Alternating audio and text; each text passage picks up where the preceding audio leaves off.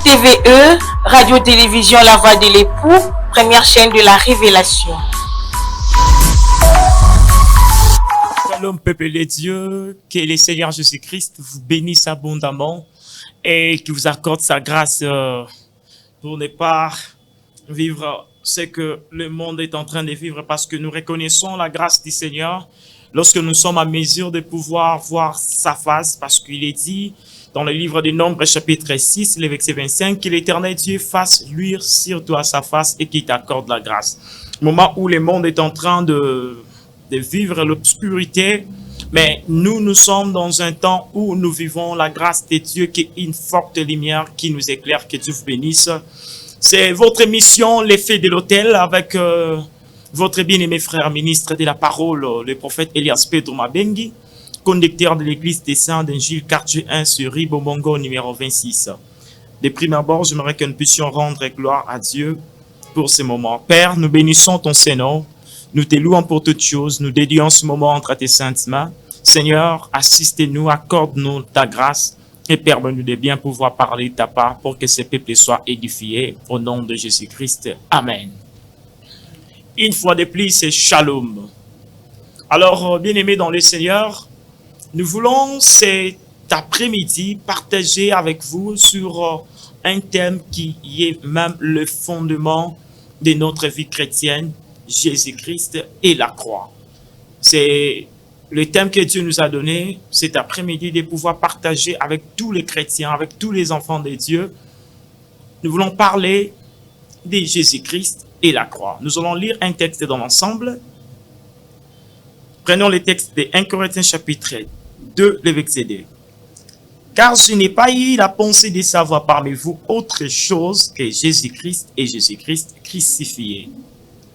Ici, l'apôtre est en train de nous expliquer, lorsqu'il est allé chez les Corinthiens, il n'a pas eu la pensée de connaître autre chose, si ce n'est la pensée de la personne de Jésus-Christ et Jésus-Christ crucifié. En d'autres termes, l'apôtre veut dire, on ne peut pas parler de la croix de Jésus-Christ, on ne peut pas parler de Jésus-Christ crucifié, si l'on ne parle pas d'abord de la personne de Jésus. Souvenez-vous, avant que Jacob parle du bouc comme Joseph, il devrait d'abord reconnaître Latini comme la personne de Joseph. C'est qu'il y a Joseph et il y a Joseph comme bouc crucifié. C'est ainsi que nous disons dans cet évangile, il y a le pourquoi de chaque chose. Ce n'est pas pour rien que Jacob doit d'abord reconnaître la cynique et par après, il reconnaîtra les boucs comme Joseph qui avec ses leçons, et Jacob est en train de prophétiser qu'il se réveillera avec son fils. Quelle est cette mort qui donne l'espérance à Jacob qu'il se réveillera avec son fils? Ce n'est pas pour rien. Nous disons ceci. Dans la pensée du Seigneur, il est strictement interdit de raisonner sur les Écritures. Quand vous prenez les textes de Jean chapitre 5, le verset 39, là c'est le Seigneur qui parle. Il dit, vous sondez les Écritures parce que vous pensez avoir en elles la vie éternelle, mais ce sont elles qui rendent des témoignages de moi. C'est qu'en réalité des choses, lorsque nous lisons les Saintes Écritures, vous allez remarquer dans l'ensemble avec moi, ce qui se faisait autrefois n'était que ombre des choses à venir, parce que dans la pensée du Seigneur, le véritable Joseph, c'est le Seigneur Jésus-Christ. Parce que Jacob ne peut pas aller en Égypte s'il ne meurt pas comme un bouc. Or, lorsque le bouc meurt, c'est pour que les champs soient achetés. Mais dans ces champs, on verra les étrangers être enterrés. C'est que dans la pensée de Dieu, ici, Jacob, comme père, il représente Dieu en tant qu'esprit qui autrefois annonçait déjà la mort de son Fils, mais avant que ces choses n'aient lieu, il y a d'abord tout un temps où les choses ont été prophétisées par le prophète qui parlait de la personne de Jésus-Christ, par l'Esprit de Christ qui était en eux, nous dit le livre de 1 Pierre chapitre 1er, les versets 9 à 10. Ils attestaient déjà d'avance. Alors remarquez, ici nous disons que Joseph ne peut pas descendre en Égypte, dans un pays étranger, acquittant ses frères, s'il ne meurt pas comme un bouc, parce que lorsque Joseph descend dans la citerne, c'est ça l'image de la mort. Lorsqu'on les fait sortir, il ne retourne pas au Père tel qu'il était venu, mais il retourne sous une forme de la tunique. Vous voyez? C'est alors que le Père reconnaît le décès de son fils, et ces derniers se rapplient ensemble avec ses frères, mais ils se retrouvent dans un pays étranger. Et nous disons, c'est exactement ce que la personne de Jésus-Christ était venue faire. Parce que c'est Joseph était envoyé chez ses frères, mais ses frères ne l'ont point reconnu. C'est ainsi que Joseph a été vendu à l'absence des rebelles. Ce n'était pas pour rien, frère. Qu'est-ce que nous voulons dire par là sur le plan prophétique? Remarquez, ici, il y a tout un calendrier qui se dessine.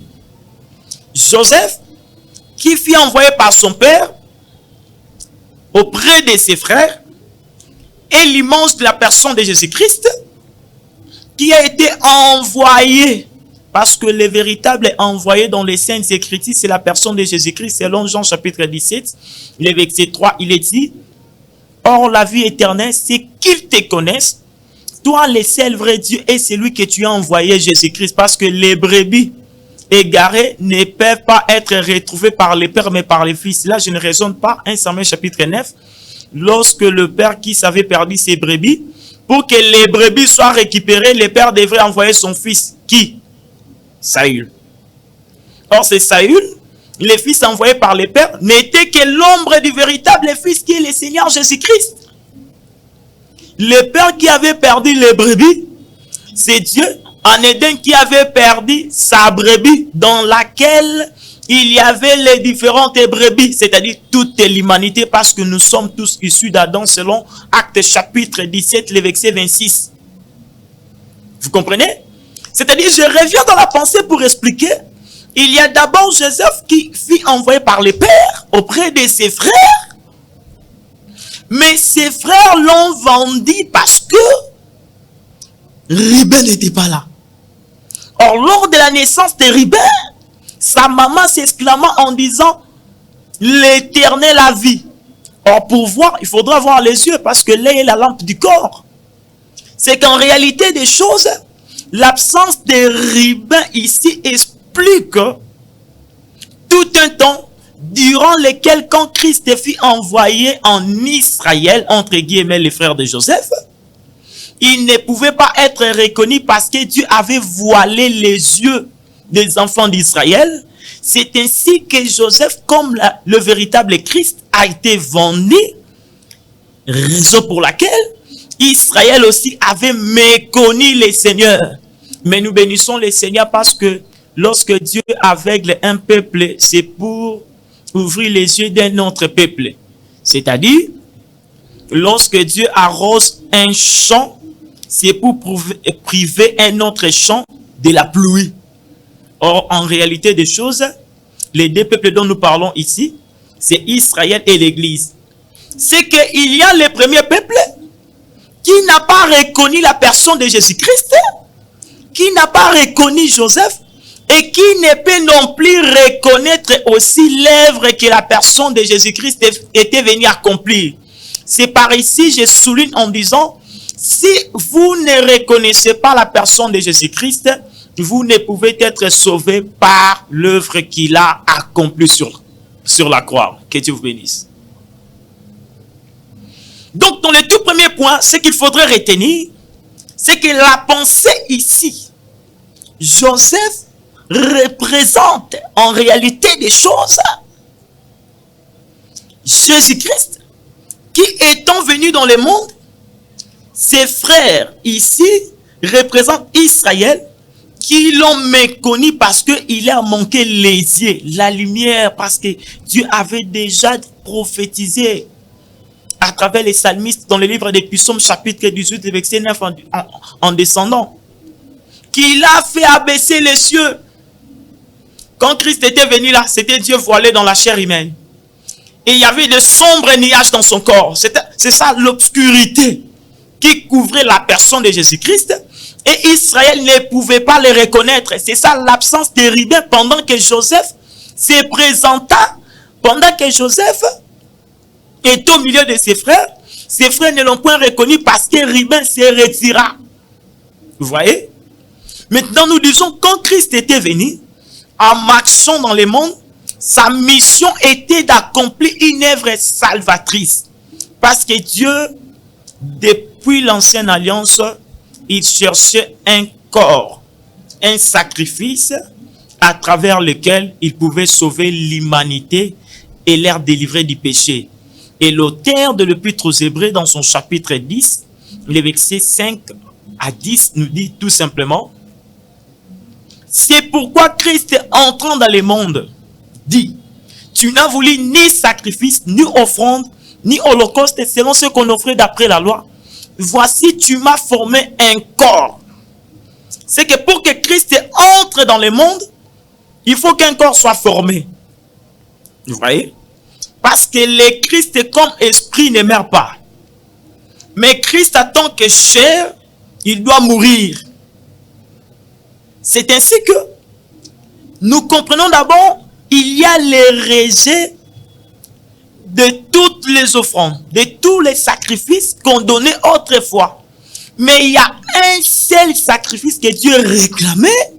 Ce sacrifice, c'était le corps d'un homme. C'est que tout ce qu'on offrait pendant la dispensation de la loi ne pouvait pas délivrer l'homme du péché. Ici, je parle du péché originel. Je parle du péché du commencement. Le péché comme la désobéissance à la parole. Le fait de transgresser la parole selon le livre de Jean chapitre 3, le verset 4, la Bible déclare: c'est lui qui pêche, transgresse la loi, et le péché, la transgression de la loi. Et le premier homme à transgresser la loi, c'était le bien-aimé Adam. Vous voyez? Donc Dieu n'a jamais voulu les sacrifices. Tout ce qu'on offrait n'était que ombre de choses à venir qui annonçaient les véritables sacrifices. Souvenez-vous, lorsque la tempête s'éleva au temps de Jonas, Jonas, où étais-tu? Il était dans la barque. Mais attention, les marchands pouvaient jeter leurs marchandises dans l'eau pour apaiser la colère, mais cela ne pouvait pas apaiser la colère de la tempête. Or, ces choses n'étaient qu'une ombre de choses à venir. Parce qu'en réalité, quand la personne de Jésus-Christ était venue dans la chair, c'était bien lui les sacrifices que Dieu réclamait pour apaiser sa colère.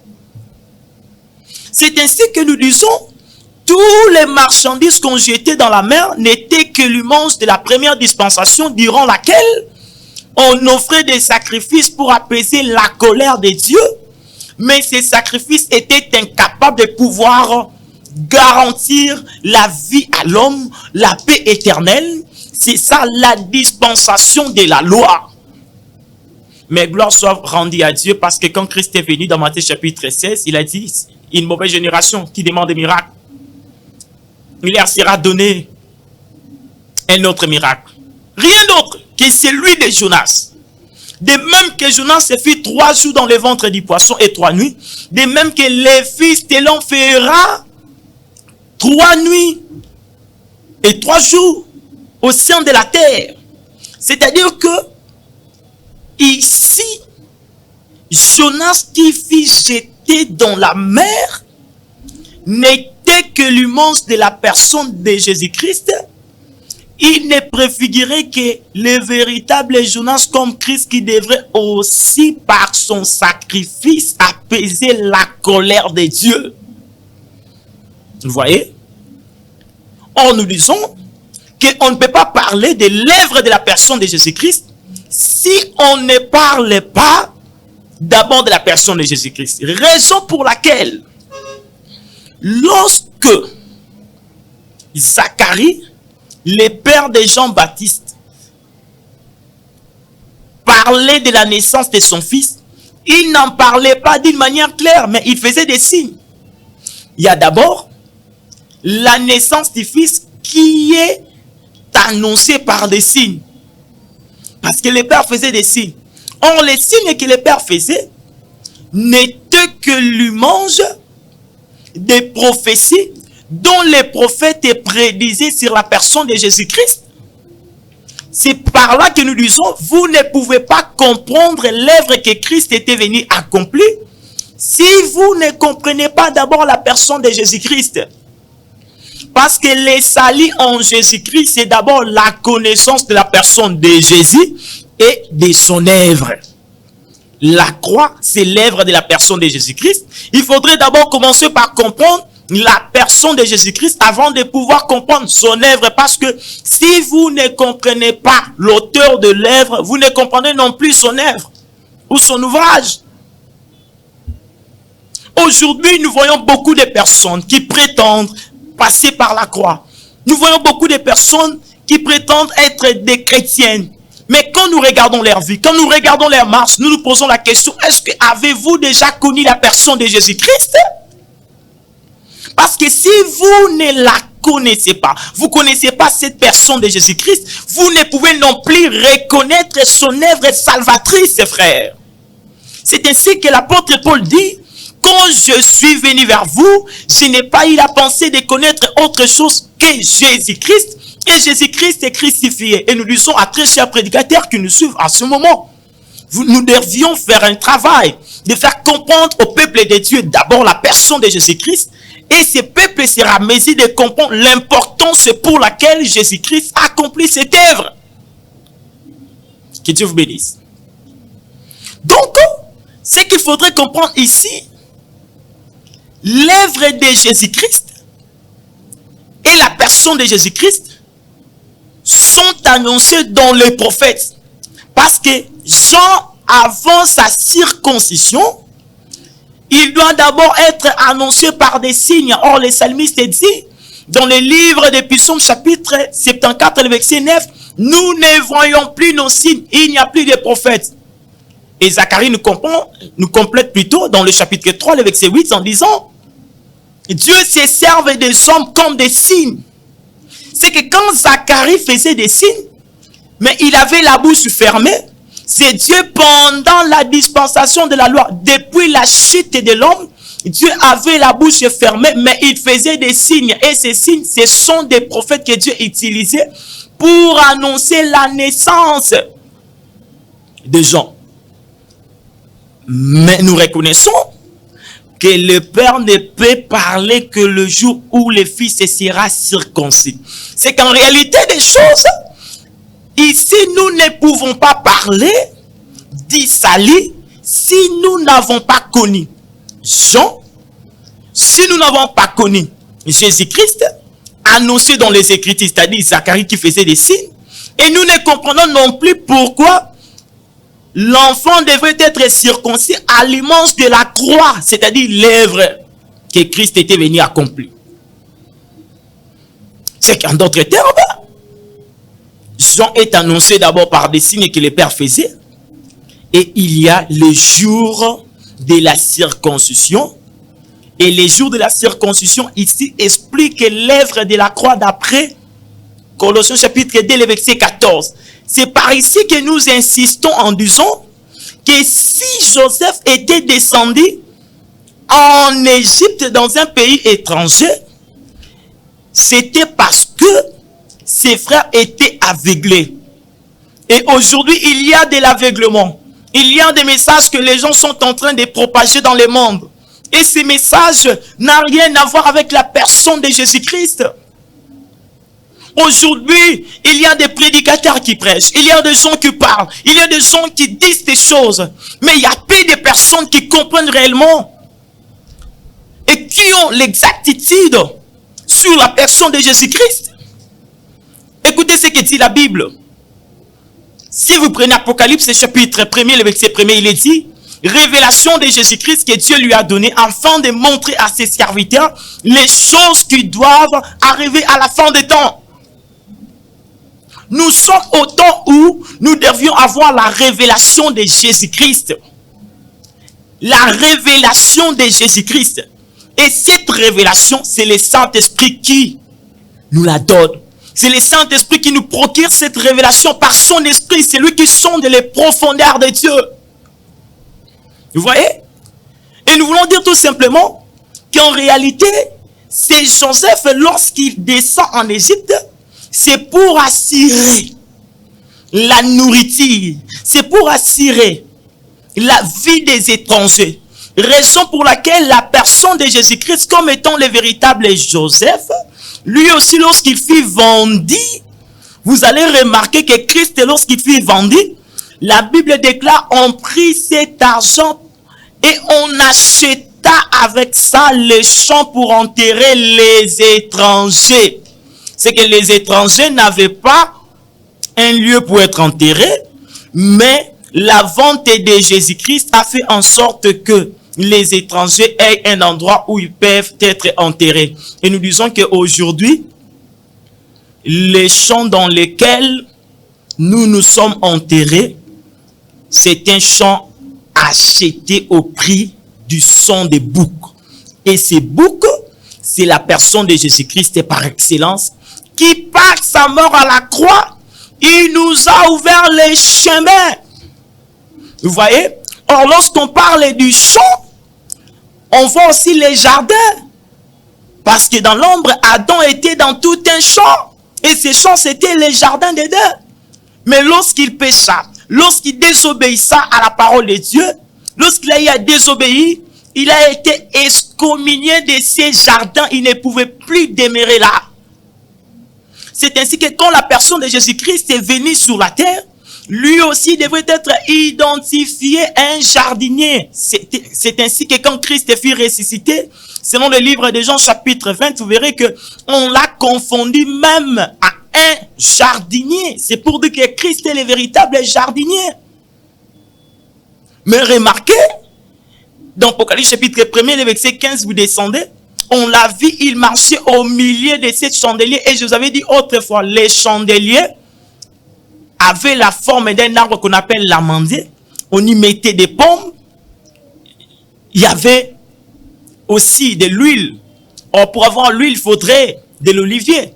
C'est que les 7 chandeliers dans lesquels on voit les fils de l'homme marcher au milieu représentent aussi Adam dans l'ombre dans le jardin d'Éden. Et le véritable jardinier aujourd'hui, c'est le Seigneur Jésus-Christ qui marche au milieu de son église, qui marche dans son champ. Les champs dans lesquels nous vous parlons aujourd'hui, c'est un champ que Christ a acheté au prix de son sang parce que c'est lui le véritable bouc. Vous voyez? Donc, la personne de Jésus-Christ, c'est lui le sauveur. Ce sauveur, il a accompli une œuvre. L'œuvre qu'il a accomplie, c'est sa mort sur la croix. On ne peut pas parler de son œuvre si on ne parle pas de lui. Il faudrait comprendre d'abord Christ pour mieux comprendre également son œuvre. Parce que Christ s'explique par lui-même. Raison pour laquelle, lorsque Christ était venu dans la chair, les Juifs se sont trompés. Ils croyaient que quand Christ était venu, c'était pour leur délivrer de l'Empire romain. À ce temps-là, c'était les Romains qui dominaient. C'était les Romains qui avaient les pouvoirs. Ils croyaient que Christ allait combattre pour eux contre la chair. Or, ils ne savaient pas que Christ qui était venu dans la chair, c'était un Christ qui était venu pour accomplir une œuvre, non pas seulement pour eux, parce que c'est lui, le véritable agneau qu'on devrait manger avec la maison voisine. Vous voyez? C'est que dans la pensée du Seigneur, la personne de Jésus-Christ, c'est elle, les fondements de notre foi. C'est lui, les fondements du christianisme. C'est ainsi que l'apôtre Paul est en train de dire dans 1 Corinthiens chapitre 3, le verset 10 à 11, « Mais selon la grâce de Dieu qui m'a été donnée, j'ai posé les fondements comme un sage architecte et un autre bâti dessus. Que chacun prenne garde de la manière dont tu bâtis dessus, car personne ne peut poser un autre fondement que celui qui a été posé, savoir Jésus-Christ. » Donc les apôtres ont martelé sur la personne de Jésus-Christ avant de pouvoir parler de son œuvre. Aujourd'hui, nous disons, il y a beaucoup de personnes qui parlent de Jésus, mais sans pourtant les connaître. Il y a beaucoup de prédicateurs qui parlent de la croix, mais qui ne connaissent même pas Jésus. Vous voyez? C'est comme la femme samaritaine, en étant devant Jésus, il a dit, nous savons que le Messie viendra pour nous expliquer les choses. Elle ignorait que la personne qui était devant elle, c'était le Messie. Elle ne connaissait pas le Messie. C'est ainsi que Christ lui dit, si tu connaissais le don de Dieu, et c'est lui qui te demande de l'eau. Vous voyez? Il y a le don de Dieu, et il y a celui qui te demande de l'eau. Il y a la personne de Jésus-Christ, et il y a son œuvre. Si vous ne connaissez pas la personne de Jésus-Christ, vous ne pouvez non plus connaître son œuvre. C'est ainsi que nous sommes censés, à ce temps de la fin, nous sommes censés, à ce temps ici, à pouvoir sonder les Saintes Écritures pour mieux comprendre qui est la personne de Jésus-Christ. Jésus-Christ, il est le chemin. Jésus-Christ est la vérité. Jésus-Christ est la vie. Tu ne peux comprendre Jésus-Christ comme la vérité et la vie si tu ne passes pas par les chemins. Raison pour laquelle, pour que Tamar la prostituée puisse avoir la sémence, elle devrait se placer sur les chemins. Or, les chemins dont je vous parle, ce sont les Écritures qui annonçaient la personne de Jésus-Christ. C'est qu'en réalité des choses, tu ne peux pas être porteur ou porteuse de cette sémence représentée par la croix de Jésus-Christ si tu ne te places pas sur les chemins. Parce que les chemins, c'est tout un homme que nous devions connaître qui donne la sémence. Vous voyez? Rahab la prostituée, pour avoir le fil de cramoisi qui l'exemptera de la chute. Or, le fil de cramoisi ici, ça représente l'œuvre de deux espions qui sont passés par la maison de Rahab. Il faudrait d'abord pour Rahab de connaître d'abord les deux espions. Les connaître, c'est-à-dire, elle devrait les recevoir dans sa maison. C'est qu'il y a les espions et il y a les...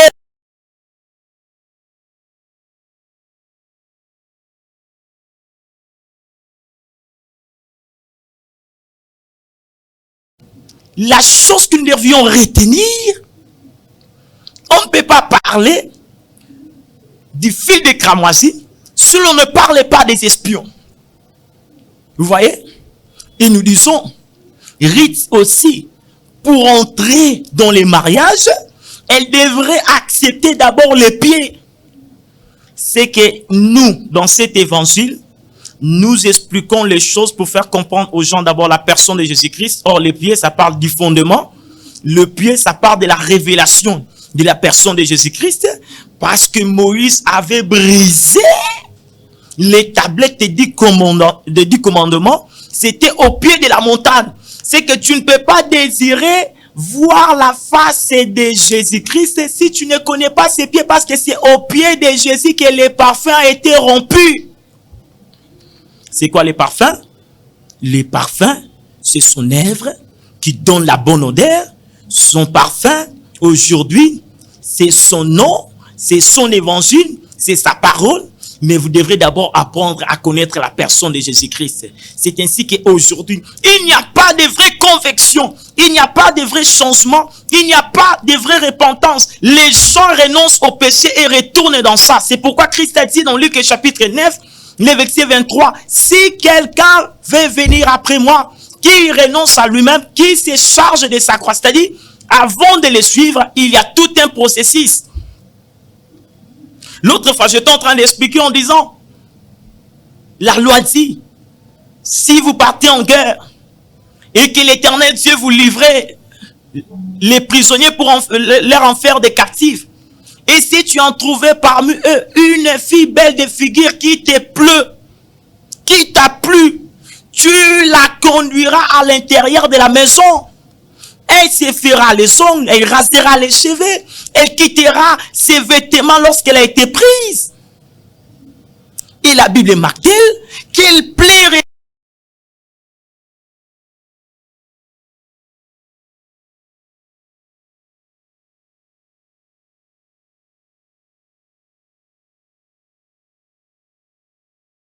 atteindre la perfection, vous ne serez jamais sauvés. Les salis, c'est d'abord dans la connaissance de la personne de Jésus-Christ avant de pouvoir aborder son œuvre. Vous devrez connaître la personne de Jésus-Christ comme le vrai sauveur et vous connaîtrez aussi également l'œuvre qui sauve. Vous voyez? Alors, remarquez, je vais parler de deux choses aujourd'hui pour se limiter. Et nous allons revenir dans les jours à venir. Remarquez. Pourquoi nous disons qu'il faudrait connaître d'abord la personne de Jésus-Christ avant de parler de sa croix? Regardez. Avant que Adam ne tombe dans le péché, Adam a été précédé par l'animal, par les animaux que Dieu avait créés. Si Adam ne comprend pas d'abord les animaux, il ne comprendra non plus l'œuvre qui viendra le sauver. C'est ainsi que Dieu avait voulu que Adam ait la connaissance même des animaux. Vous verrez que Adam devrait surnommer les animaux. Vous voyez? Maintenant, lorsque Adam donne les noms aux animaux, c'est une connaissance qu'il avait des animaux. Et c'est plus tard, lorsque Adam tombe dans le péché, Dieu ne va pas recourir à autre chose si ce n'est que aux animaux. Il prendra un animal, il va l'égorger et prendra la peau de cet animal pour couvrir la nudité de l'homme. Mais avant que Dieu ne couvre la nudité de l'homme, qu'est-ce qui s'est passé? Il y a d'abord la voix de l'Éternel qui parcourait les jardins, qui cherchait Adam. Et Adam ici, c'est l'humanité. Souvenez-vous de l'esprit qui s'est mouvé au-dessus des eaux au moment où la terre était couverte des eaux. Ici, les eaux, d'après Apocalypse chapitre 17, verset 15, c'est le monde et la terre représentent l'homme, d'après Genèse 3, verset 17 à 19. L'esprit ici, ça représente Dieu. Ça représente Dieu à travers Christ, qui cherchait déjà l'humanité depuis la chute de l'homme. Mais regardez, la terre ne sortira que des eaux le troisième jour. Ce n'était pas pour rien. Raison pour laquelle, lorsque Abraham marchait avec Isaac, Isaac regarda et il a vu qu'il y avait du feu et il y avait du bois. Mais il n'avait pas vu l'agneau pour l'Holocauste. Et c'est ça l'inquiétude d'Isaac. Papa, je vois les feux et le bois. Mais où est l'agneau pour l'Holocauste? Oh, gloire soit rendue à Dieu. Il y a du feu, il y a du bois. Mais où est les feux? Où est l'agneau plutôt pour l'Holocauste? Ici, les feux et les bois, c'était tout un sacerdoce qui travaillait durant la première alliance, mais l'agneau n'était pas encore manifesté parce que l'agneau ne devrait pas sortir de la terre, mais de la montagne. Or, lorsque je parle de la montagne, je vois le ciel. Or, le ciel, c'est ça le trône. Ésaïe chapitre 66, c'est pour dire qu'en réalité, la montagne comme le ciel, d'après Romains chapitre 10, les versets 5 à 6, Christ ne devrait pas venir sortir de la terre, mais il devrait sortir du ciel pour acquitter l'homme de son jugement. Les feux et les bois, ça parle aussi du jugement et de la malédiction que l'homme portait après sa chute. Parce que Dieu exerce ses jugements par les feux, d'après les livres d'Ésaïe chapitre 66, les versets 15 à 16. Et la Bible dit, maudit soit celui qui est pendu au bois. C'est que ici, Isaac représente aussi Adam comme l'humanité, qui était sous le jugement, sous la malédiction. Et il y avait un autel qui les réclamé. Cet autel devait être bâti où? Là-bas sur la montagne. C'est les sacrifices que les ciels réclamaient depuis des siècles. Et personne n'en était digne. Mais gloire soit rendue à Dieu parce que Dieu lui-même pourvoira. Dieu lui-même a pourvu en manifestant les béliers. Et ces béliers ici, c'est l'image de la personne de Jésus-Christ manifestée en chair pour le salut d'Isaac, entre guillemets, l'humanité qui ne peut être exemptée du jugement, de la malédiction qu'à travers l'œuvre de la croix. Mais attention, il y a d'abord la marche des 3 jours qui représente la loi, les prophètes et les psaumes, c'est-à-dire lorsque Isaac se pose des questions, Isaac doit se référer à ce que la loi, les prophètes et les psaumes disaient déjà de la personne de Jésus-Christ. Voyez-vous, Jésus sur le chemin d'Emmaüs avec les 2 disciples. Les 2 disciples ne comprenaient pas, mais Jésus les avait ramenés dans la loi, les prophètes et les psaumes, afin qu'ils comprennent de quoi s'agissait réellement. Et nous disons que c'est Jésus, nous devions les connaître aujourd'hui dans les Écritures, dans la parole. Et c'est la parole qui nous donne la lumière sur la personne de Jésus-Christ.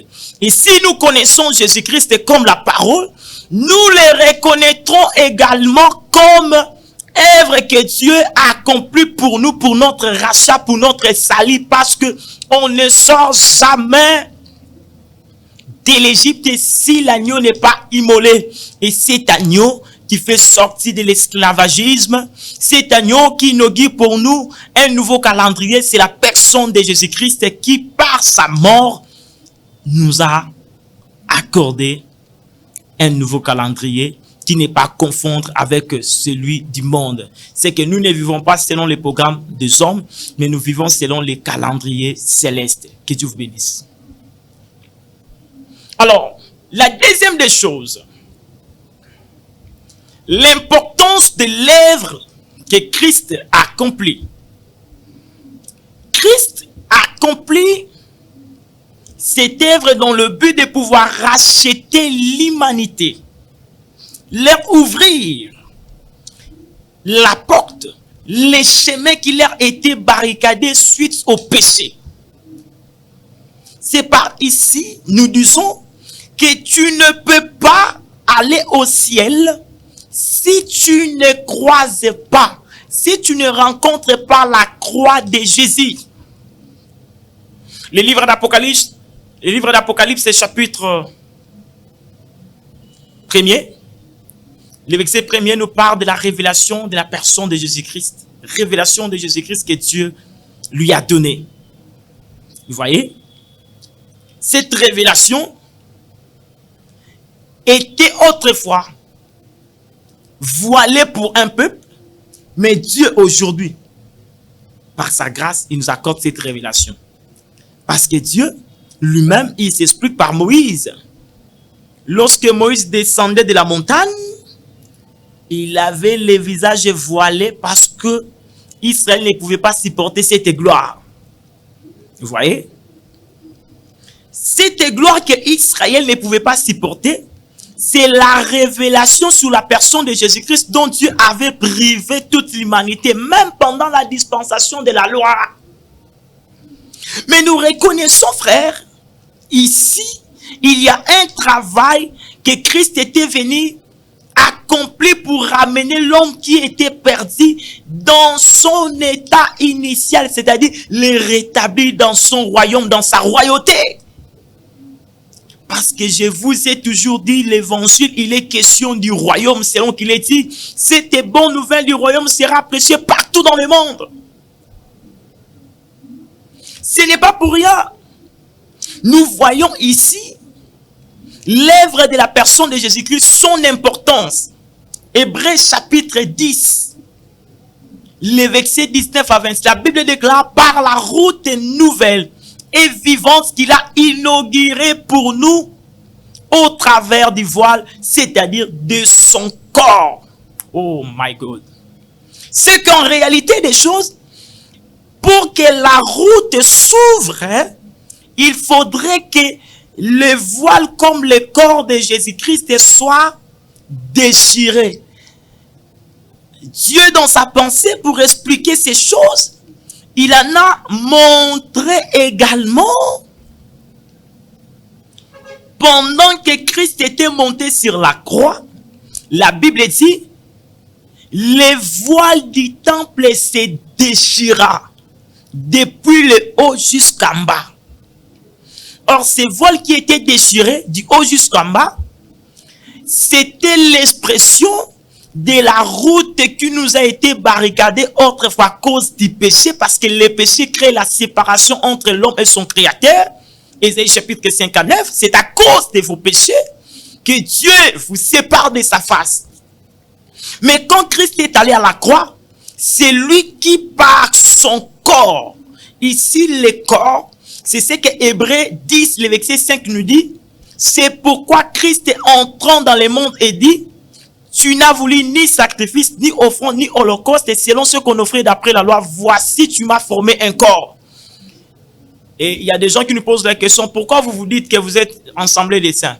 Nous ne sommes pas des saints parce que nous avons accompli une œuvre salvatrice, parce que nous avons accompli plutôt une œuvre juste, mais nous sommes des saints parce que nous croyons à un juste qui était devenu injuste pour que nous autres nous portions sa nature. C'est ainsi que dans le verset 10 d'Hébreux 10, il est dit, c'est en vertu de cette volonté que nous nous sommes sanctifiés une fois pour toutes par le fond du corps de Jésus-Christ. C'est que le corps que Dieu a voulu pour ôter les péchés de l'humanité, pour accorder à l'homme les salut éternels, c'était le corps de Jésus. Et ce corps n'avait aucun péché. C'est pourquoi quand Christ est allé à la croix et qu'il a porté les péchés de l'humanité, le Père devrait se séparer avec lui. Cette séparation, c'était l'expression que Christ était devenu péché pour nous, afin que nous devenions justes pour lui. Souvenez-vous de Jésus et Barnabas. Les gens criaient, lâchez-nous Barnabas, mais qu'avait fait Jésus? C'était Barnabas, n'est-ce pas, les voleurs, les brigands. Je vais dire à quelqu'un qui me suit depuis la télévision, qui suit cette émission, le Seigneur Jésus-Christ était devenu injuste pour que toi, tu portes la justice en toi. Et vous devez le connaître, connaître la personne de Jésus-Christ et connaître son œuvre. C'est ce que l'apôtre Paul dit dans 1 Corinthiens, dès le verset 2. Quand je suis venu vers vous, je n'ai pas eu la pensée de connaître autre chose, si ce n'est la pensée de la personne de Jésus-Christ et Jésus-Christ christifié. C'est que Jésus-Christ, c'est lui le sauveur, qui à travers son œuvre, nous avons la vie. Que Dieu vous bénisse abondamment. Nous allons essayer encore de creuser dans les profondeurs dans les jours à venir. C'était de la part de votre frère et ministre de la parole, le prophète Elias Pedro Mabengi.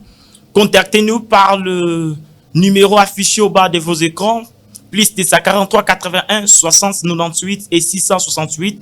Je suis pasteur conducteur de l'église de Saint-Angélique quartier 1 sur avenue Bomongo numéro 26.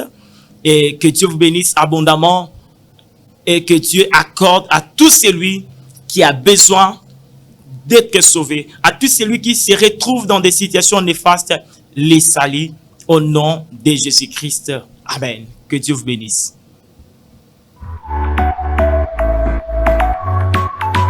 RTVE, Radio-Télévision La Voix de l'époux, première chaîne de la révélation.